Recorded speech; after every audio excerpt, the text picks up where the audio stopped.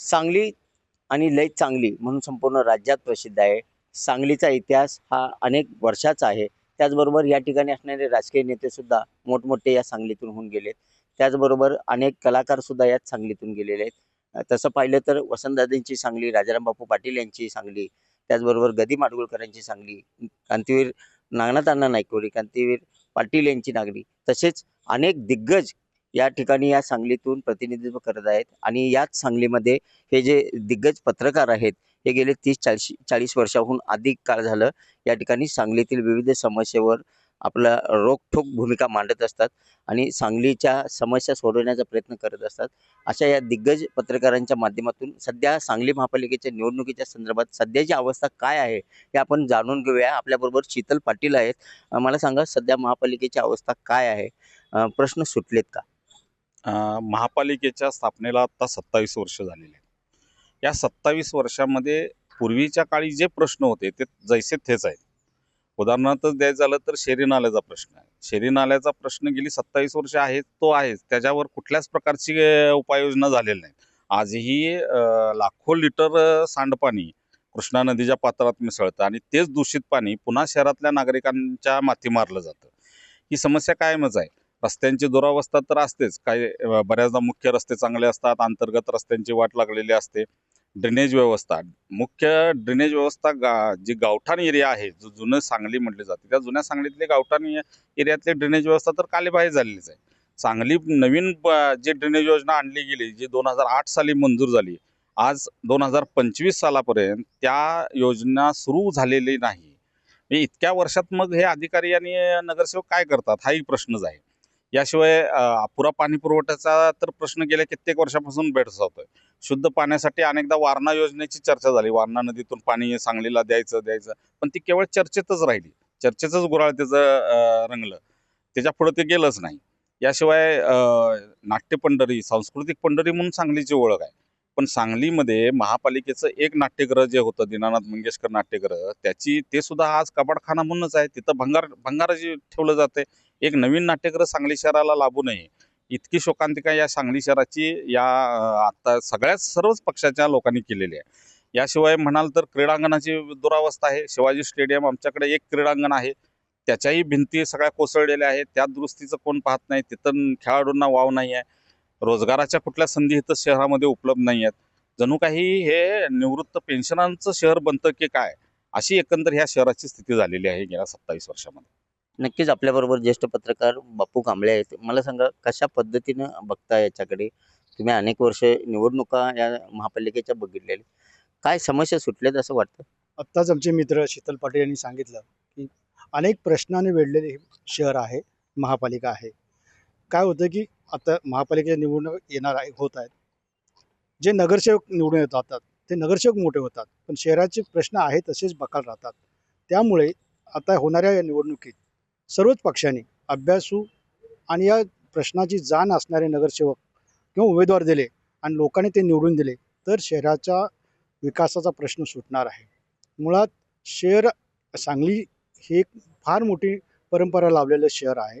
त्याला मिरज आणि कुपवाड या 2 शहरांचा सहभाग देऊन महापालिका झाली. परंतु महापालिका आहे का? महापालिकेसारखं अस्तित्व आहे का? असा प्रश्न पडावा. असे अनेक प्रश्न या शहरात आहेत.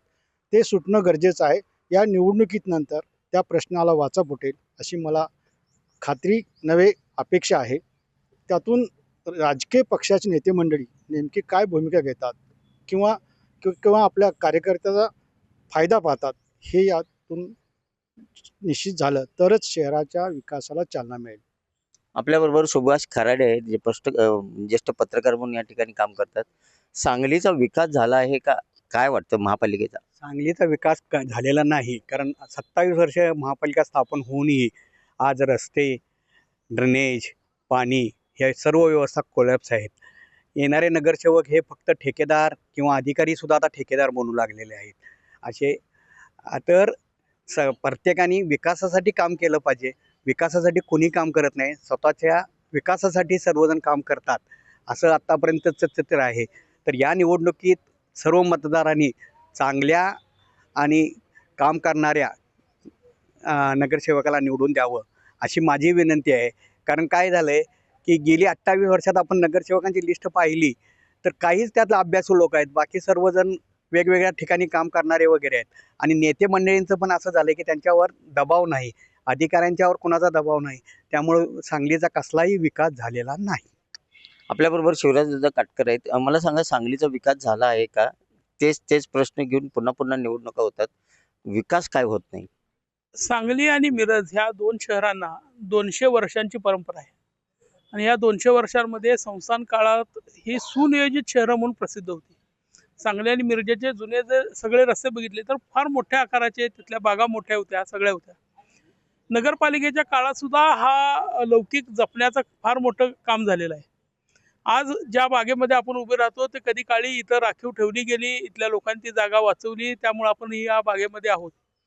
महापालिकेच्या या 27 वर्षाच्या कारकिर्दीकडे जर बघितलं तर काम कमी आणि निराशा जास्त अशी अवस्था आहे त्याच कामांवर पुन्हा पुन्हा खर्च होतोय, आहे त्याच कामांनाच पुन्हा पुन्हा रंगरंगोटी केली जाते आणि त्याच्यावरच अब्जावधी रुपये खर्च झालेले आहेत. याची अकाउंटेबिलिटी ज्यांनी घ्यायची ते अधिकारी आणि ज्यांनी यासाठीचा जबाबदार कारभार करायचा ते या महापालिकेचे कारभारी म्हणजे नगरसेवक आणि त्यांचे नेते यांच्यामध्ये एक विचित्र त्रांगडं झालेलं आहे. आणि या भ्रष्टाचाराला अधिकारी सुद्धा सामील आहेत. अगदी आयुक्त दर्जाचे अधिकारी भ्रष्टाचारात सामील झाल्याचा परिणाम हा या शहराचं वाटोळं होण्यात झालेला आहे. झालेलं असं आहे की सुरुवातीला सत्ता काही एका नेत्यांची असायची आणि त्या नेत्यांची किंवा त्या पक्षाच्या सत्तेनुसार विकास कामाचा एक ठराविक कार्यभार व्हायचा आणि त्याचा परिणाम होता की एक सुनियोजित व्यवस्था असायची. गेल्या काही वर्षांमध्ये विस्कळीतपणा असा आलेला आहे की सत्ता कुणाची असो, वेगवेगळ्या शहरातील नगरसेवक, 3 शहरांचं एक गाव आहे, ही महापालिका आहे, वेगवेगळ्या शहरातील हे नगरसेवक त्यांचेच लोक एकत्र येतात, पक्ष वगैरे हे बाजूला करून ते आपले एक स्वतंत्र एक पॅनेल आघाडी करतात आणि या आघाडीमार्फत भ्रष्टाचाराचा कारभार चालवला जातो. हा कारभार असा झाला की यांनी नेत्यांना सुद्धा बाजूला टाकलं, त्या पक्षांना सुद्धा त्यांची सत्ता उलटवली आणि आपला स्वतःचा कारभार केला. त्यानंतर ह्याच परिस्थितीला अत्यंत गंभीर स्थितीला नेलं ते महापालिकेच्या काही आयुक्तांनी. त्या आयुक्तांनी नगरसेवकांना कॉन्ट्रॅक्टर बनवलं आणि त्या कॉन्ट्रॅक्टरनी या शहराला पुरतं वाटोळं करून टाकलं. सत्तांतरामध्ये त्या आयुक्तांचा सहभाग राहिला. परिणाम असा की त्यांच्या कारकिर्दीतला लेखापरीक्षणाचा अहवाल आजच्या आयुक्तांच्या टेबलवर आहे. आजचे आयुक्त प्रचंड क्रियाशील आहेत, सक्त म्हणजे कठोर आहेत, कर्तव्य कठोर आहेत असं म्हटलं जातंय. पण एकच JCB 17 ठिकाणी एकाच दिवशी एकाच वेळी कचरा उचलण्याचं काम करत होता. त्या संदर्भात लेखापरीक्षण विभागानं ताशेरे ओढून सुद्धा 1 रुपयाची वसुली लावू शकलेली नाही. त्या संदर्भात अधिकाऱ्यांच्यावर किंवा ठेकेदारावर गुन्हा दाखल झालेला नाही. सेम अशी परिस्थिती बाकीच्या गोष्टींच्या बाबतीत सुद्धा आहे. या शहरातले ड्रेनेजचं कुठलंही काम पूर्ण झालेलं नाही. किती वर्ष एखादं काम चालावं त्याबद्दल त्या काळातल्या म्हणजे आता ह्या 22-23 वर्षातल्या काळातल्या एकाही आयुक्तानं कुठल्या कंत्राटदाराला हे दिले, नोटीस दिले, त्याला दंड वसूल करायला लावलाय. दंड करायचा आणि तो माफ करायचा आणि तो मंत्रालयातनं माफ करून आणायचा, यामध्ये सुद्धा मोठा भ्रष्टाचार आहे. त्याचा परिणाम असा आहे की मोठ्या योजना कुठल्याही पूर्ण झालेल्या नाहीत. 2004ला महापालिकेचा विकास आराखडा अंमलबजावणी सुरुवात व्हायला पाहिजे होती. चुकीच्या ठिकाणी आरक्षणं टाकली गेली. आज सुद्धा तो कॉन्ट्रॅक्टर ज्यानं हे काम घेतलं होतं तो अजून नकाशा देऊ शकलेला नाही. 2024 साली त्याची हे मुदत संपली 20 वर्षानं. म्हणजे अजून मुदत संपली तरी नकाशा सुद्धा मिळालेला नाही. तर ह्या शहराचा विकास कसा होणार? या शहरामध्ये आता 30 मजलीच्या वर इमारती जाण्या, 24 मजली 25 मजली इमारतीचा हे सुरू झालेला आहे. पण आमच्याकडे साधी आग विझवण्याची अगदी 4-5व्या मजल्यावर 8व्या मजल्यापर्यंतची शिडी सुद्धा मिळत नाही. त्याच्या पुढची शिडी नाही. या बिल्डिंग झाल्या तर काय होईल या शहराचं, अशी परिस्थिती आहे. आणि त्यासाठी विकास आराखडा नसल्यामुळे शहराचं कसंही वाटोळं होत चाललंय. कुणीकडेही बांधकामं चालू आहेत, कशीही चालू आहेत.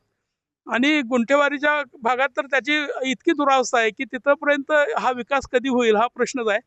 नगर विकासाचा एक सगळ्यात मोठा प्रॉब्लेम असा आहे की जिथं आज ड्रेनेजची कामं काढली होती तिथं ते खोदून टाकलं आहे. संपूर्ण शहर असं उकरलेल्या अवस्थेत आहे. आणि ज्या ग्रामीण भागामध्ये सुद्धा रस्ते नसतात असे रस्ते सुशिक्षित वार्डातल्या ज्या मतदारांच्या प्रभागात आहेत की त्यांच्या गाड्या एकदा त्या रस्त्यावरून गेल्या की तिथं कुठं ना कुठेतरी अडकून राहतात आणि ते डांबरीकरण केले असं सांगण्याचा कारभार चालवला जातो. हा कारभार असा झाला की यांनी नेत्यांना सुद्धा बाजूला टाकलं, त्या पक्षांना सुद्धा त्यांची सत्ता उलटवली आणि आपला स्वतःचा कारभार केला. त्यानंतर ह्याच परिस्थितीला अत्यंत गंभीर स्थितीला नेलं ते महापालिकेच्या काही आयुक्तांनी. त्या आयुक्तांनी नगरसेवकांना कॉन्ट्रॅक्टर बनवलं आणि त्या कॉन्ट्रॅक्टरनी या शहराला पुरतं वाटोळं करून टाकलं. सत्तांतरामध्ये त्या आयुक्तांचा सहभाग राहिला. परिणाम असा की त्यांच्या कारकिर्दीतला लेखापरीक्षणाचा अहवाल आजच्या आयुक्तांच्या टेबलवर आहे. आजचे आयुक्त प्रचंड क्रियाशील आहेत, सक्त म्हणजे कठोर आहेत, कर्तव्य कठोर आहेत असं म्हटलं जातंय. पण एकच JCB 17 ठिकाणी एकाच दिवशी एकाच वेळी कचरा उचलण्याचं काम करत होता. त्या संदर्भात लेखापरीक्षण विभागानं ताशेरे ओढून सुद्धा 1 रुपयाची वसुली लावू शकलेली नाही. त्या संदर्भात अधिकाऱ्यांच्यावर किंवा ठेकेदारावर गुन्हा दाखल झालेला नाही. सेम अशी परिस्थिती बाकीच्या गोष्टींच्या बाबतीत सुद्धा आहे. या शहरातले ड्रेनेजचं कुठलंही काम पूर्ण झालेलं नाही. किती वर्ष एखादं काम चालावं त्याबद्दल त्या काळातल्या म्हणजे आता ह्या 22-23 वर्षातल्या काळातल्या एकाही आयुक्तानं कुठल्या कंत्राटदाराला हे दिले, नोटीस दिले, त्याला दंड वसूल करायला लावलाय. दंड करायचा आणि तो माफ करायचा आणि तो मंत्रालयातनं माफ करून आणायचा, यामध्ये सुद्धा मोठा भ्रष्टाचार आहे. त्याचा परिणाम असा आहे की मोठ्या योजना कुठल्याही पूर्ण झालेल्या नाहीत. 2004ला महापालिकेचा विकास आराखडा अंमलबजावणी सुरू व्हायला पाहिजे होती. चुकीच्या ठिकाणी आरक्षणं टाकली गेली. आज सुद्धा तो कॉन्ट्रॅक्टर ज्यानं हे काम घेतलं होतं तो अजून नकाशा देऊ शकलेला नाही. 2024 साली त्याची हे मुदत संपली 20 वर्षांनी. म्हणजे अजून मुदत संपली तरी नकाशा सुद्धा मिळालेला नाही. तर ह्या शहराचा विकास कसा होणार? या शहरामध्ये आता 30 मजलीच्या वर इमारती जाण्या, 24 मजली 25 मजली इमारतीचा हे सुरू झालेला आहे. पण आमच्याकडे साधी आग विझवण्याची अगदी 4-5व्या मजल्यावर 8व्या मजल्यापर्यंतची शिडी सुद्धा मिळत नाही. त्याच्या पुढची शिडी नाही. या बिल्डिंग झाल्या तर काय होईल या शहराचं, अशी परिस्थिती आहे. आणि त्यासाठी विकास आराखडा नसल्यामुळे शहराचं कसंही वाटोळं होत चाललंय. कुणीकडेही बांधकामं चालू आहेत, कशीही चालू आहेत.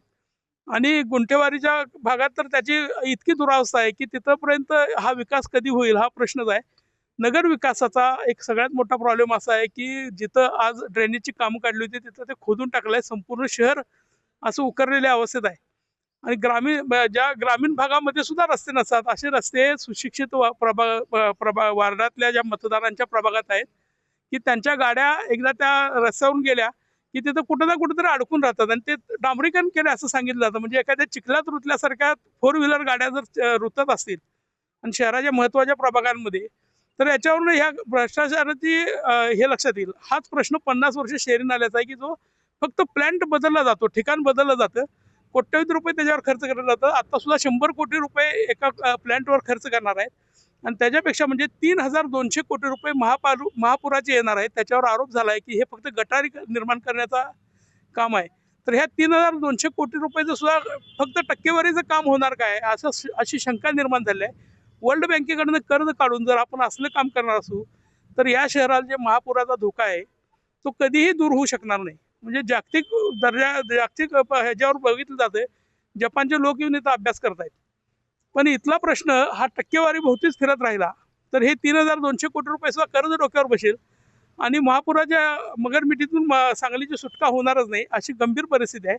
अशा स्थितीत चांगले नगरसेवक येणं आणि चांगले अधिकारी सुद्धा असणं हे गरजेचं आहे. आणि शासनानं त्यांची अकाउंटेबिलिटी आणि त्याची वसुली ही न केल्याचा परिणाम असा आहे की हा सगळा गंभीर प्रश्न आता आपल्यासमोर निर्माण झाला आहे. आपल्याबरोबर हरीश शेमगर आहेत. हरिभाऊ, मला सांगा कशा पद्धतीनं या सांगली महापालिकेच्या निवडणुकीकडे बघता आणि विकास झाला आहे का?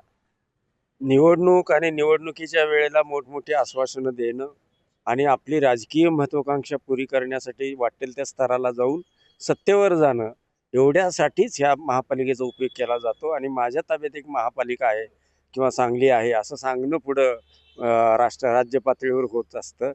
वास्तविक पाहता कुणीही या शहरामध्ये काही महापालिका अस्तित्वात येऊन 27 वर्ष झाली पण महापालिकेला नियमावली अस्तित्वात आहे असं मला अजिबात उपविधी नेमलेलीच केलेलीच नाही आहे. म्हणजे सोयीनुसार वापरतात. जिथं महापालिकेची वापरायची तिथं वापरायची, नाहीतर नगरपालिकेची. अशा नियम वापरून कसं होणार? साधं उदाहरण आहे. आत्ताच या नवीन आलेल्या आयुक्तांनी जरा धाडस दाखवलं आणि 2-3 ठिकाणची मोठी अतिक्रमणावर त्यांनी हातोडा खऱ्या अर्थानं पाडला. सांगलीकर जनतेनं त्यांना धन्यवाद दिले की खूप चांगलं काम चाललंय आणि असं जोरातच. पण ही पुढची निवडणूक काळ बनून आल्यासारखी आली आणि त्यांना पुढच्या निवडणुकीत आम्हाला फटका बसेल आणि तुम्ही काम थांबवा, अशा पद्धतीनं जर तुम्ही एखादं विकास काम थांबवत असाल तर कसे वाढणार आहे तुम्ही? शहराला ना दिशा आहे ना कुठल्या बाजूला जावं किंवा काय चौकोन आहे. इथल्या इथं आमचं शेजारचं जयसिंगपूर अगदी काटकोनात वसलेलं सिटी आहे. पण सांगली एवढी मोठी, वसंतदादांची सांगली म्हणून ओळखली जाते, हळदीची सांगली म्हणून ओळखली जाते. नाट्यपंढरी आद्य नाटककार विष्णुदास भावे या सांगलीचे. या महाराष्ट्रात एखादं व्यावसायिक नाटक ज्यावेळी स्टेजवर येतं तर त्याचा पहिला प्रयोग ह्यो विष्णुदासांच्या रंगभूमीवर सांगलीत करायचा पहिला शुभारंभ आणि मग महाराष्ट्रभर दौरे व्हायचे अशी ख्याती होती. अनेक मोठे नट इथं. लता मंगेशकरांच्या वडिलांची कर्मभूमी इथंच आहे. गदी माडगुळकर आहेत, चित्तरंजन कोलटकर आमच्या मिरजसारख्या ठिकाणी. मिरजेला बालगंधर्वांच्या नावानं नाट्यगृह आहे, पण आत गेल्यावर तर काय बालगंधर्व नाट्यगृह एखादं असेल किंवा महापालिकेचं इतकं म्हणजे त्याची दशाच बघवत नाही आणि सांगलीची बी दशा बघवत नाही. तर हे कसं विकास काम करणार आहेत? केवळ निवडणुकीपुरतं या शहराला गृहीत धरणं आणि आपल्या प्रतिष्ठेसाठी वापर करणं हे बरोबर नाही. सांगलीचं नाव आपण घेत असो तर त्या ठिकाणी आपण राहतोय कसं, इतर जनतेला काय सुविधा दिलेत, जनतेचं काय मत आहे, अशा काहीतरी घेऊन तुम्ही शहराचा विकास केला पाहिजे. तो होताना दिसत नाही. आपल्याबरोबर या ठिकाणी ज्येष्ठ पत्रकार आहेत शिवाजी मोहिते. सर, मला सांगा, कशा पद्धतीनं सांगलीचा विकास झाला असं वाटतं आणि राजकीय समीकरणं काय आहेत? राजकीय समीकरणामध्ये आपण सांगली काय किंवा कुठलीही महानगरपालिका बघितली तर या महापालिका नेहमी राज्य सरकारच्या दिशेने झुकताना दिसतात. त्यांचा चुंबकच तसा आढळतो. म्हणजे इथं भारतीय जनता पक्षाची सत्ता होती, पुढे महाविकास आघाडीची सत्ता आली, तत्काळ इथं महाविकास आघाडीनं आपला महापौर बसवून टाकला. म्हणजे महापालिका एक सार्वभौम संस्था आहे. तिथं निवडून गेलेले नगरसेवक आहेत, ती एक वेगळी बॉडी आहे, त्यांना त्यांचे निर्णय घेण्याचे अधिकार आहेत, असं चित्र दिसत नाही. हे कटपुतलीसारखं काम चालतं. म्हणजे ज्यांची राज्यामध्ये सत्ता त्यांची महानगरपालिका, मग ते निवडून कुठल्याही पक्षाकडून येऊन ते वरती सांगतील, राज्य सरकार सांगेल त्या पद्धतीने फिरतात. त्याच्या विरुद्ध समजा कोणी पक्षाच्या व्हीप विरोधात मतदान केलं तर विभागीय आयुक्तांच्याकडे अपील चालतं, अपील लांबवलं जातं, दरम्यानच्या काळात कार्यकाळ संपून जातो. त्यामुळं महानगरपालिकेच्या निवडणुकीच्या पातळीवरचे राजकीय पक्ष याला कितपत अर्थ आहे हा एक प्रश्न आहे. पूर्वी मदनभाऊ पाटील या महापालिकेचे सर्वसर्वे असताना काही व्यंगचित्र प्रसिद्ध व्हायची की त्यांच्या गाडीत इतकी गर्दी व्हायची की कुठल्या तरी दैनिकात आलं होतं, बहुतेक तरुण भारतच, की बस मंडळी आता गाडी पॅक झाली. त्याच्यापेक्षा पुढची अवस्था आता भारतीय जनता पक्षाची आहे. म्हणून भारतीय जनता पक्षानं राष्ट्रवादी अजित पवार गट आणि शिवसेना शिंदे गटाचं फारसं अस्तित्व इथं नाही. या दोघांनी बरोबर त्या वेगवेगळ्या पक्षातले किंवा तुमच्या पक्षातले नाराज असलेले माझ्या पक्षाकडे, ज्या पद्धतीनं शिवसेना एकत्र असताना भाजप आणि शिवसेना ज्यावेळी काँग्रेसचं सरकार महाराष्ट्रात असायचं त्यावेळी हे दोन्ही पक्ष एकमेकाच्या समोर लढायचे आणि तिथं स्पेस ठेवायचे नाही. अजित पवार गटाने भारतीय जनता पक्षाचं काही अंशी तशा पद्धतीनेच चाललंय. एकमेकाच्या पक्षात फार हात घालत नसले तरी काँग्रेस आणि शरद पवार राष्ट्रवादीतून लोक मोठ्या प्रमाणात त्या पक्षात येणार.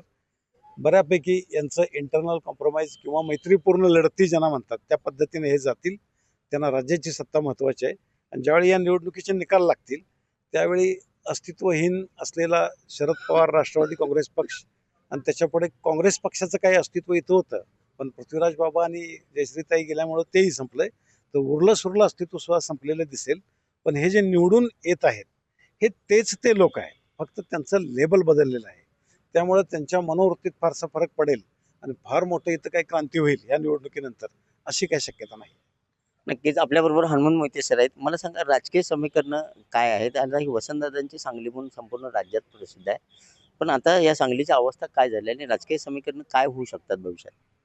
नाही, महापालिका स्थापन होऊन 27 वर्ष झाली असली तरी प्रत्यक्षात इथला स्वच्छ पाण्याचा प्रश्न असेल, आरोग्य सुविधा असेल, रस्ते असतील, पार्किंगचा प्रश्न असेल, महापालिका शाळांचा प्रश्न असेल, तर हे सगळे प्रश्न तसेच राहिलेले आहेत. ठराविक जणांची सत्ता याच्यामध्ये प्रस्थापित लोकांनी इथं भूषवली. त्यामुळं शहराचा जो सर्वांगीण विकास आहे त्या विकासाचा आराखडा झाला नाही. तुटक्या स्वरूपात आणि छोट्या स्वरूपात विकास झालेला आहे.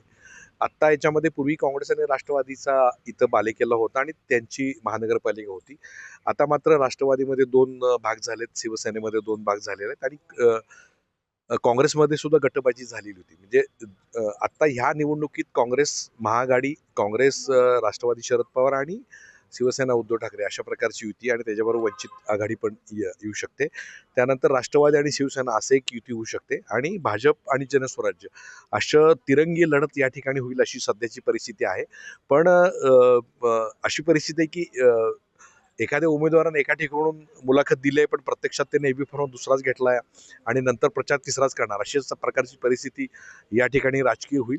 पण या वेळेला मात्र काही जागांवर म्हणजे जनतेनं ठरवलं तर वेगवेगळे चेहरे आपल्याला दिसू शकतात. कारण जनतेमध्ये जर एकाच पद्धतीचे लोक सारखे यायला लागले, ज्या पद्धतीने काँग्रेसबद्दल लोकांना एक राग पूर्वीचा तयार झालेला तेच लोक, तशाच पद्धतीचा राग हा भाजपवर आणि त्यांच्या आघाडीवर जर तयार झाला तर मात्र वेगळं चित्र दिसू शकते. पण सांगलीतला जो मुख्य पाण्याचा प्रश्न आहे, आरोग्याचा प्रश्न आहे, हे प्रश्न मात्र सोडवण्यासाठी जनतेने सुद्धा जाब विचारला पाहिजे आणि लोकांनी ज्या वेळेला मतमागाला नेते येतात किंवा शब्द देतात तर त्यावेळेला तो जर जाब जर प्रामाणिकपणे निष्ठेने विचारला, आपली जात, आपला धर्म आणि आर्थिक सुबत्तेकडे न बघता जर मतदान केलं तरच परिवर्तनाची आशा आहे.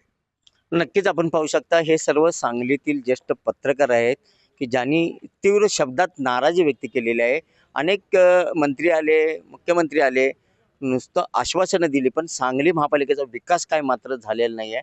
त्यामुळे सुज्ञ सांगलीकरांनी चांगले नगरसेवक निवडून द्यावेत असे आव्हान सुद्धा या सर्व ज्येष्ठ पत्रकारांनी केलेलं आहे. आता सांगलीकर जनता काय निर्णय घेते हे पाहणं सुद्धा महत्त्वाचं ठरणार आहे. कॅमेरामन सुजित सोबत मी शंकर देवकुळे, TV9 मराठी, सांगली.